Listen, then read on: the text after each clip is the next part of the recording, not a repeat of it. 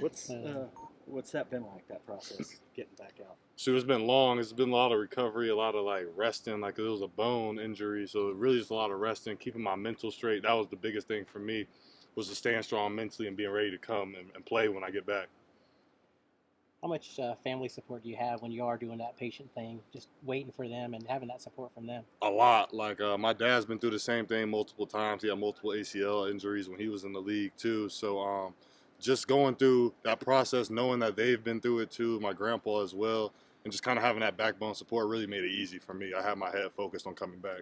Any problems trusting yourself Saturday, or did you know you were ready? No, I knew I was completely ready. I was ready to go out there to play. I was eager to play, honestly. Yeah, I was. I had some nerves flying, but I was eager to get out there.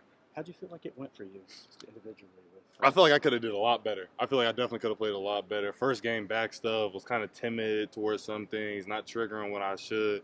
So a bunch of little things like that, all fixable things though, all things that are going to be fixed immediately as of today. So this week you won't see it. Like Auburn week, were there times you thought you might have been able to play against Auburn, or were those like late in the week, okay, I got to give it some more time? Actually, yeah, I thought it could have been a possibility, but then we just ended up taking a smart route, giving an extra week going into that bye week, basically just give it more rest so I could really be 100% going into this week. So I appreciate them for doing that and looking out for me.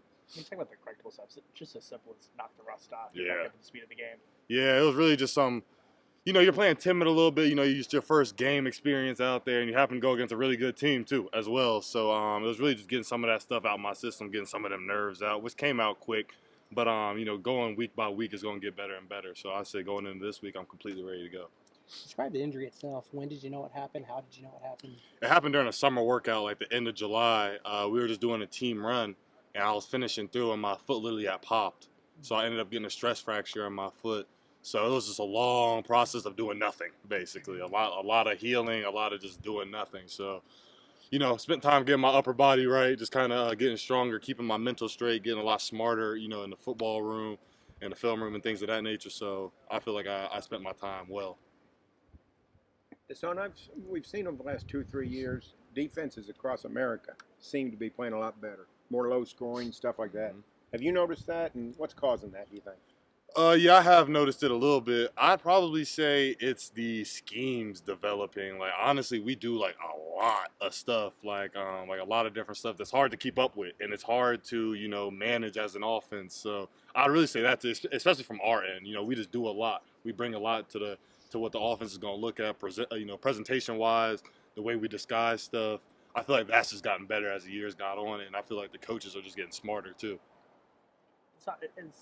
You guys have had struggles here and there. How hard is it to balance doing what you're supposed to do versus like trying to press and make a big play, knowing you can't get all back at once? You know what I mean? Yeah, I mean everyone just has to be focused on doing their 111. Everyone just has to do their job. That's the main part. Nobody has to go out there and be Superman and try to make that type of play. We all play in the defense and play our role. The plays are going to come to you, and you know what I mean. We're going to have a great game if we execute like that.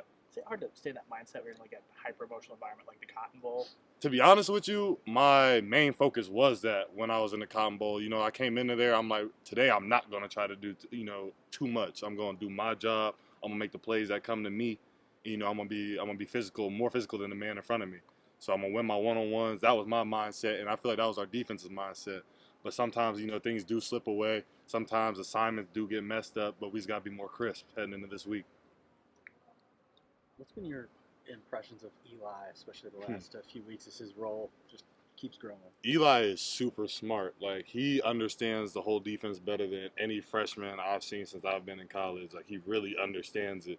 So he's just back there playing comfortable. And Eli is not someone who's trying to do too much either. He's not trying to play Superman ball. He's trying to do his job. He's going to make the open field tackles. He's not going to try to do something crazy. So I appreciate Eli just because from a technique and an understanding point, he's way ahead of his years.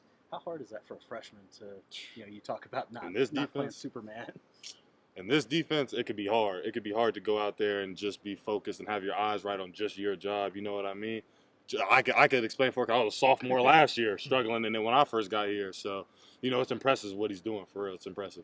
There was talk of you playing multiple spots. After Kendall went down, did that change stuff for you? A little bit, just because we kind of need more of that cheetah role, obviously now. So, but week by week it could change. I'm open for whatever they say I got to do, whatever I got to work as.